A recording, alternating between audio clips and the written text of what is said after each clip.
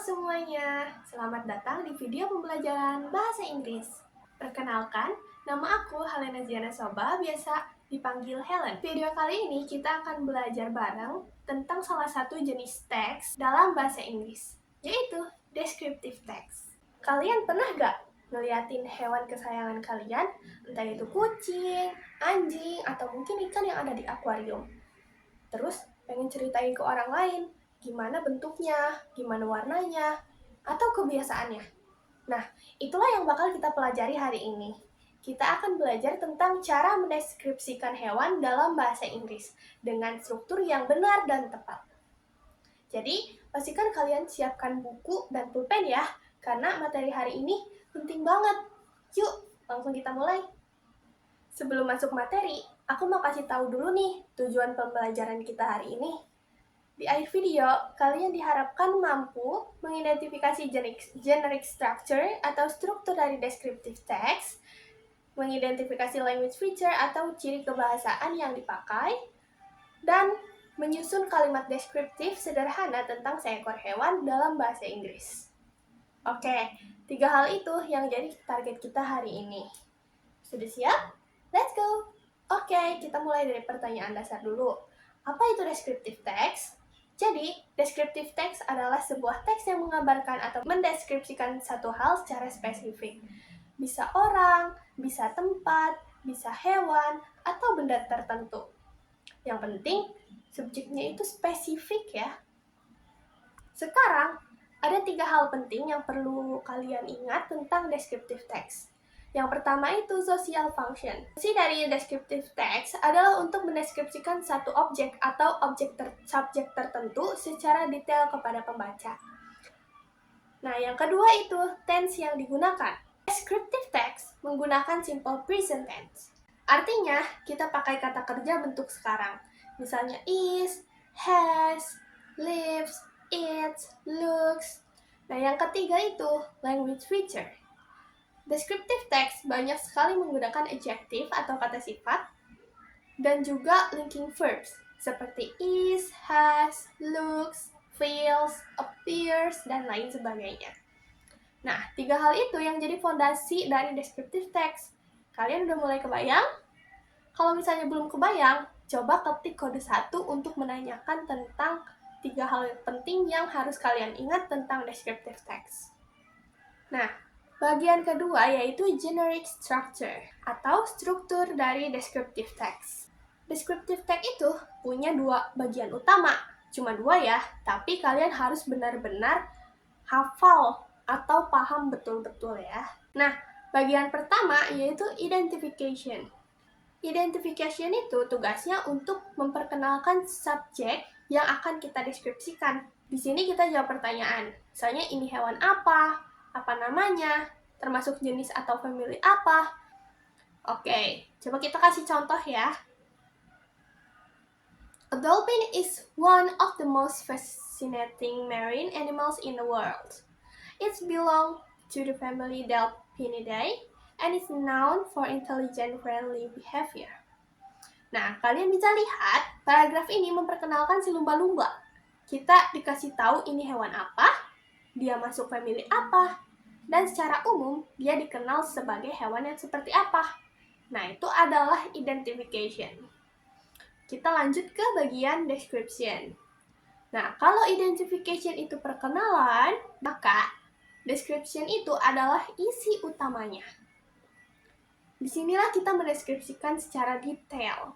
Dari penampilan fisiknya, itu bagaimana, perilakunya seperti apa, di mana dia tinggal, apa yang dia makan, karakteristik lain yang menarik. Nah, perlu kalian tahu, description itu terdiri dari beberapa paragraf ya. Jadi setiap paragraf itu membahas satu aspek yang berbeda. Misalnya satu paragraf itu tentang penampilan, nah paragraf lain itu bisa tentang perilaku, atau tentang habitat dia, atau tentang makanan yang dia makan, seperti itu. Nih, aku punya contoh description bagian penampilan ya. Dolphin have a smooth, streamlined body that is usually gray or blue-gray in color. They have a long snout called a washroom, and their body can grow up to 2 until 4 meters in length. Nah, dan ini aku juga punya contoh tentang description bagian perilaku. Dolphins are very social creatures. They live in group called pods and communicate using clicks and whistles. They are carnivores and mainly eat fish and squid. Nah, lihat bedanya kan? Yang pertama itu ngomongin tentang penampilan fisik. Yang kedua itu ngomongin perilaku dan makanan. Tapi dua-duanya itu masih sama-sama masuk ke bagian description. Oke, kita masuk ke language feature atau ciri-ciri kebahasaan dari descriptive text. Ada 4 kategori yang perlu kalian kuasai. Kategori pertama yaitu adjective atau kata sifat. Ini adalah komponen yang paling penting dan paling banyak muncul di descriptive text. Tanpa adjective, deskripsi kita jadi hambar. Untuk deskripsiin penampilan hewan, kalian bisa pakai kata-kata seperti ini. Kalian bisa ikutin setelah aku ya. Fluffy, berbulu lebat. Scaly, bersisik. Spotted, berbintik. Striped, bergaris. Smooth, halus. Shiny, mengkilap. Colorful, berwarna-warni. Oke, good job everyone. Nah, jadi daripada kalian nulis a cat doang yang biasa aja, coba tulis a small fluffy cat with white and orange fur. Langsung lebih tergambarkan gimana bentuk kucingnya. Nah, kategori yang kedua itu linking verbs atau kata kerja penghubung.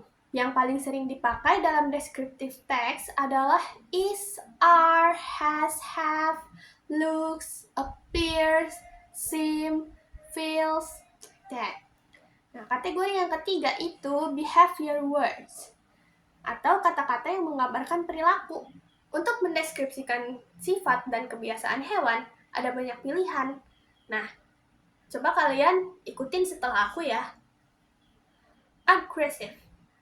Aggressive, gentle, lembut, playful, suka bermain, nocturnal, aktif di malam hari, social, suka berkelompok,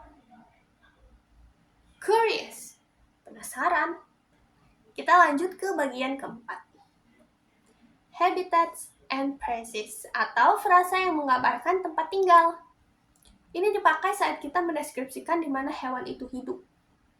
Contohnya, live in the forest, found in tropical areas, native to Southeast Asia, inhabits the mountain. Oke, 4 kategori itu yang harus kalian kuasai. Adjective, linking verbs, behavior words, dan juga habitat phrases. Oke, kalau misalnya kalian masih penasaran atau belum paham tentang generic structure, coba ketik kode 2 di komentar. Oke, sekarang kita lanjut ke analisis contoh teks. Sekarang aku punya contoh teks mengenai Patrick. Kalian tahu Patrick kan yang ada di SpongeBob? Nah, kita akan menganalisis Patrick. Kita baca bareng-bareng dulu ya. Patrick Star is a starfish from the cartoon SpongeBob SquarePants.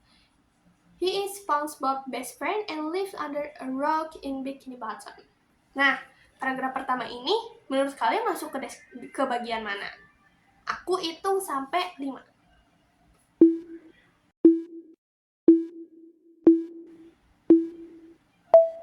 Benar! Ini masuk ke bagian identification. Kenapa? Karena paragraf ini memperkenalkan subjek kita, si Patrick Star. Kita dikasih tahu Patrick itu siapa, dia hewan apa, dan dia tinggal di mana. Oke, kita lanjut ke paragraf 2. Kita baca bareng-bareng lagi ya. Patrick has a pink body and a big round head. He usually wears green shorts with purple flowers. Nah, sekarang tebak ini masuk ke bagian mana? Aku hitung lagi sampai 5.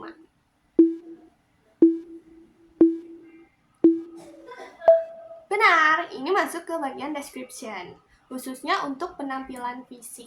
Tadi aku udah bahas juga ya tentang description bagian penampilan. Coba perhatiin berapa banyak adjektif di sini. Ada pink, big, round, green, purple. Semua itu adjektif yang menggambarkan penampilan Patrick. Oke, kita lanjut ke paragraf 3-nya. Kita baca bareng-bareng lagi ya.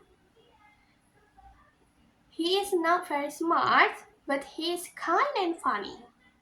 Patrick likes spending time with SpongeBob and going on an adventure together.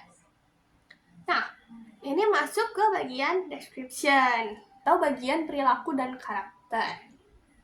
Kalian bisa lihat behavior words-nya, kind and funny. Terus ada juga informasi tentang kebiasaan. Suka menghabiskan waktu bersama SpongeBob. Patrick likes spending time with SpongeBob. Dan pergi berpetualang bersama. And going on adventure together.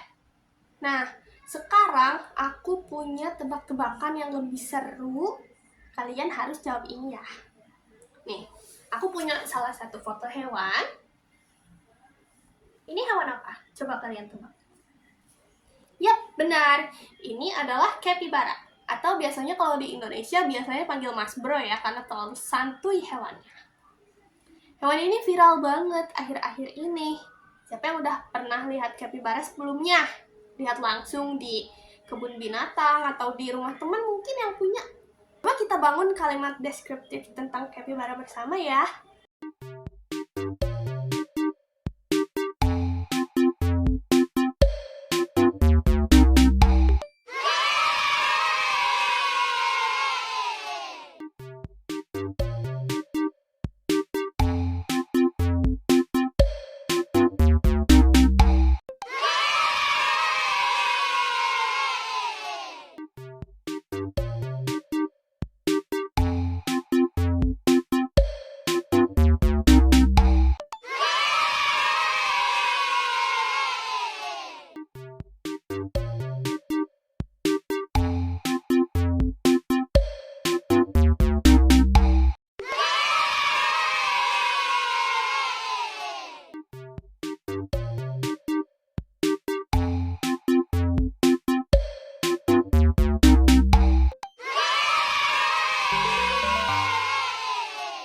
Oke, gamenya sudah selesai ya.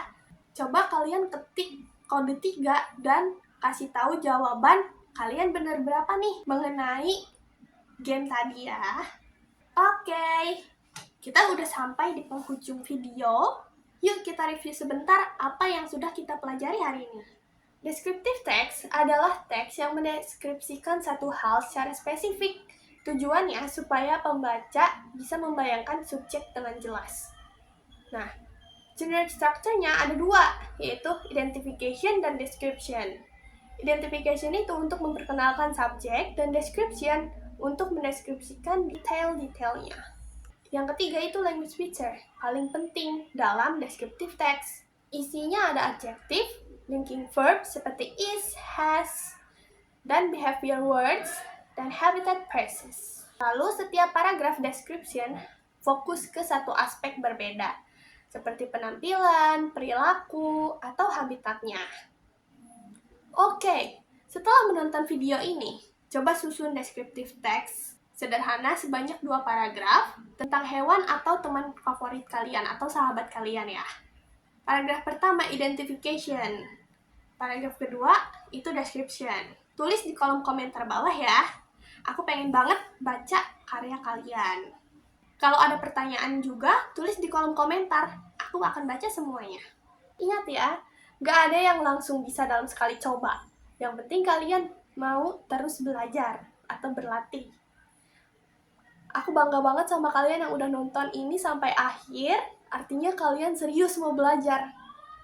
You are doing great. Keep it up. Semangat terus belajarnya. Semangat terus belajar Inggrisnya. Sekian video pembelajaran hari ini, semoga bermanfaat. Dan sampai jumpa di video selanjutnya. Goodbye everyone. Assalamualaikum warahmatullahi wabarakatuh.